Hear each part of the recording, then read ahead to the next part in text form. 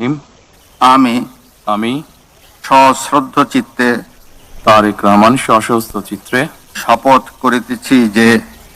করিতেছি যে আমি আইন অনুযায়ী সরকারের প্রধানমন্ত্রী পদের কর্তব্য বিশ্বস্ততার সহিত পালন করিব। আমি বাংলাদেশের প্রতি অকৃত্রিম বিশ্বাস ও আনুগত্য পোষণ করিব। আমি সংবিধানের রক্ষণ সমর্থন ও নিরাপত্তা বিধান করিব। আমি ভীতি বা অনুগ্রহ অনুরাগ বা বিরাগের বশবর্তী না হইয়া সকলের প্রতি আইন অনুযায়ী যথাবিহিত আচরণ করিব। আমি তারেক রহমান সশস্ত্র চিত্রে শপথ করিতেছি যে সরকারের প্রধানমন্ত্রী রূপে যে সকল বিষয় আমার বিবেচনার জন্য আনিত হইবে বা যে সকল বিষয় আমি অবগত হইব তাহা প্রধানমন্ত্রী রূপে যথাযথভাবে